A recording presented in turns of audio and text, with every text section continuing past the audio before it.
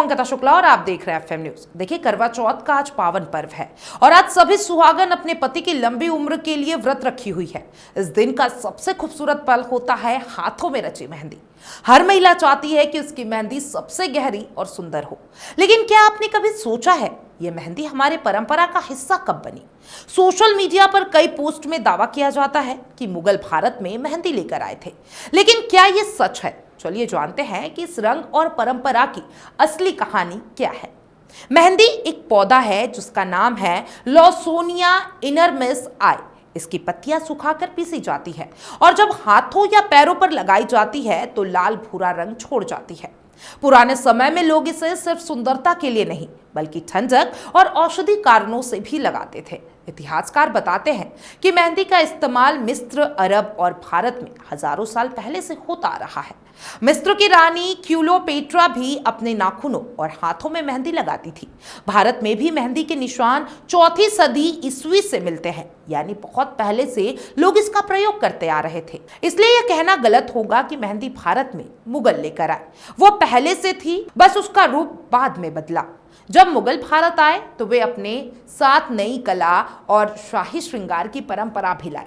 उनके दरबारों में महिलाएं मेहंदी को अलग अलग डिजाइनों में लगाती थी, फूल, बेल, ज्वाल और नक्शों के रूप में। यही दौर था जब मेहंदी सिर्फ रंग नहीं बल्कि एक कला बन गई। कहा जाता है कि जहांगीर और नूरजहां के समय में हीना समारोह यानी कि मेहंदी लगाने के खास कार्यक्रम होते थे।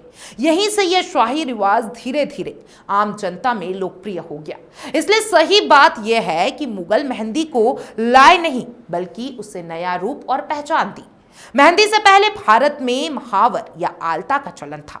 महावर एक लाल रंग का द्रव्य होता है जो लाह या फिर कुमकुम से बनाया जाता था। इसे महिलाओं के पैर और उंगलियों में लगाया जाता था। 16 श्रृंगार में महावर का जिक्र मिलता है, यानी यह भारत की बहुत पुरानी परंपरा है।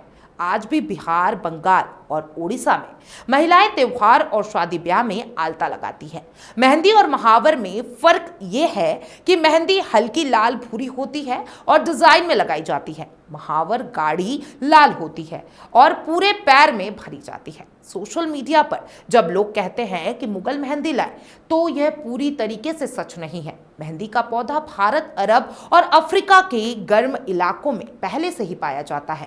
हाँ, मुगल कला में इसकी कला और डिजाइन लोकप्रिय जरूर हुई, लेकिन इसका अस्तित्व भारत में पहले से था। यानी मेहंदी हमारी मिट्टी की भी कहानी है और सभ्यता से मेल भी खाती है। समय के साथ साथ महावर की जगह मेहंदी ने ले ली। आज चाहे शादी हो, तीज हो या करवा चौथ, मेहंदी हर शुभ मौके का हिस्सा बन चुकी है।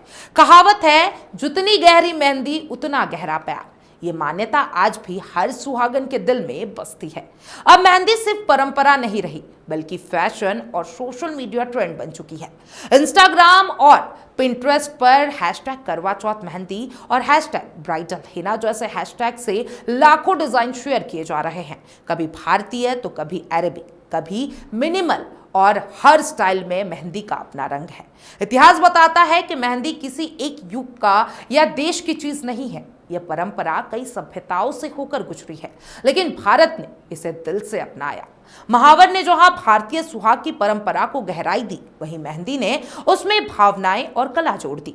करवा चौथ की रात जब चांद निकलेगा और महिलाएं छलनी से झांकेंगी तो उनकी हथेलियों की मेहंदी सिर्फ सजावट नहीं होगी, वह होगा प्यार, परंपरा और भारतीय संस्कृति का सबसे सुंदर रंग। आप क्या सोचते हैं? ये जो मेहंदी और आलता का डिफरेंस आज मैंने आपको बताया उसके बारे में आपको क्या ज्यादा पसंद है, मेहंदी लगाना या पैरों में आलता सजाना? मुझे कमेंट बॉक्स में अपनी राय जरूर दीजिएगा और तमाम इस अपडेट्स के लिए एफएम न्यूज के साथ बने रहे।